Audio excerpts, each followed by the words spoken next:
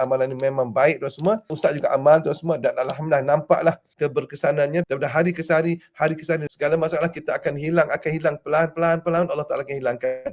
Dengan syarat kita zikir, kita istiqamahkan zikir tersebut. 200 kali setiap lepas sembahyang. Ingat jangan tinggal. Subuh 200, Zuhur 200, Maghrib 200, Asar 200, Maghrib 200, Isyak 200. Anda tambah selepas duha 200, selepas tahajud pun 200. Bolehlah jadi 1400. Boleh juga.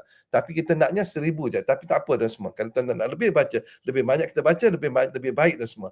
Okay, amalan ni kalau boleh tuan-tuan amalkan secara istiqamah dan amal dengan sepenuh hati. Ustaz tak mau sambil baca, sambil tengok TV tak mau. Macam duduk betul, tunduk betul, tawajuh, duduk baca astaghfirullah innahu kana ghaffara, astaghfirullah innahu kana ghaffara, astaghfirullah innahu kana ghaffara. Insya-Allah kalau tuan-tuan istiqamah membaca Rasulullah Nabi tahu dah tuan semua, sesiapa yang beristighfar kepada Allah Taala, maka Allah Taala buangkan, hindarkan daripada segala bentuk kesusahan dan Allah Taala bagi anda buka jalan kesenangan pada anda dan tuan semua jalan kesenangan tersebut datang cara la yahtasib, tanpa diduga-duga tuan semua, insya-Allah.